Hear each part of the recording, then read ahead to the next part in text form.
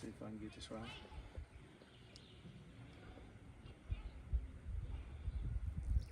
I don't have no air. Let's set this one. Stay. Ready? Mm-hmm. How's it going, everybody? Back again. Just wanted to make a couple pointers before the year starts with turkey season. I use box calls, slate calls. I use them all. I pretty much primarily use the mouth call because I'm a little bit better at it. But one thing about a box call is, and not plugging for Primos, which I use a lot of their stuff. This is actually a Primos all-weather type call. But one of the things I do is I take a piece of a cloth or something and I put over the contact points. So as I'm walking through the woods and I have this in my vest, I make sure that it's not rubbing together, giving off a sound as I'm walking through the woods. So when I get to where I'm going, I sit down.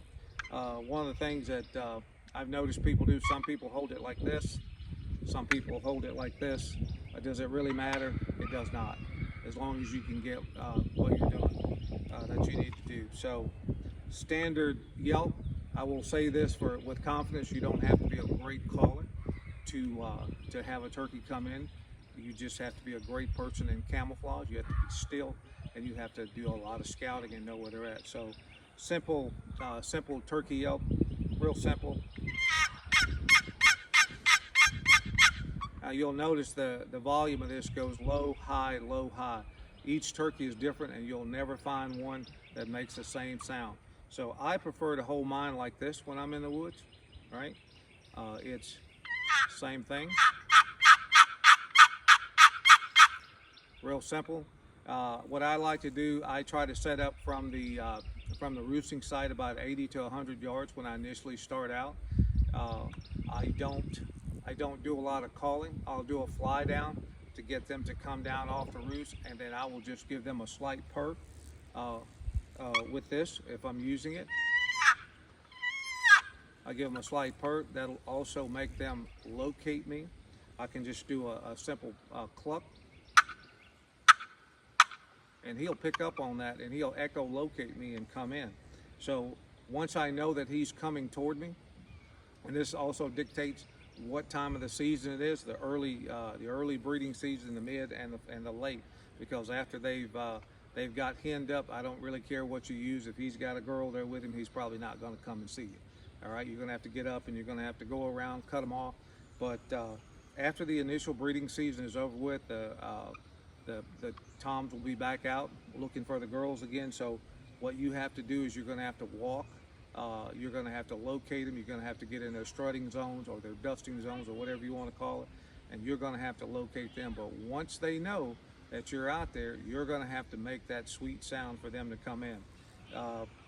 And again, box call, slate call, which I don't have on me right now, and a mouth call.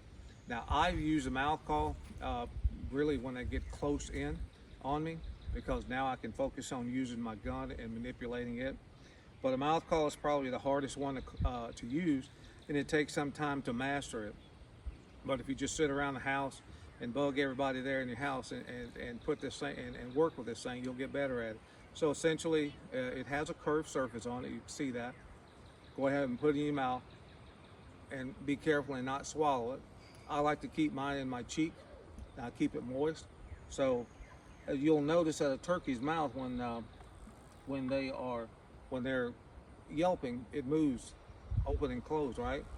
So you can do the same thing, but I also use my hands to direct the sound as it comes out of my mouth.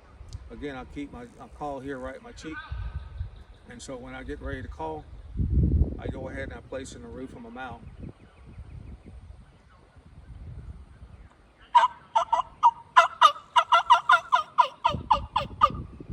So that's how I do it. So I'm sure everybody else has different techniques, but I use it to direct the tone in which direction I think the turkeys are, and so they can hear it.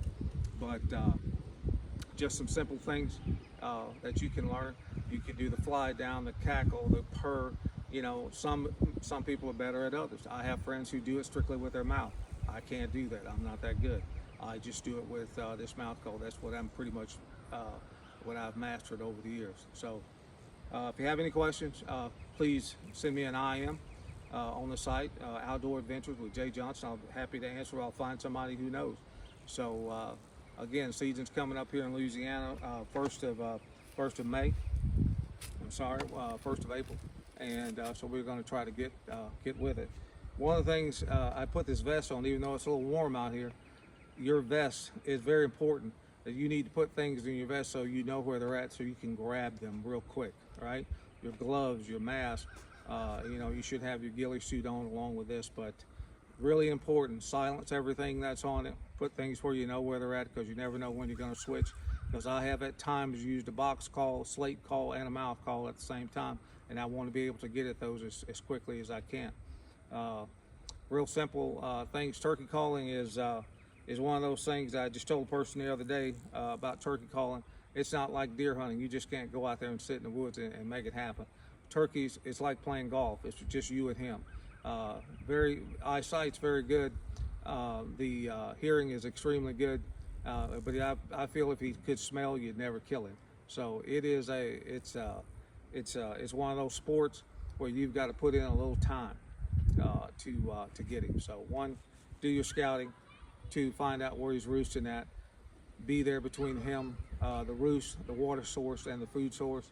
If not, be there on the way back. It's just the way it happens. Everybody, they all got to eat and drink water, or else they won't be out there. But if you have any questions, again, just IM me and I'll answer as much as I can, or I'll find somebody that will. Thanks a lot. You guys be safe.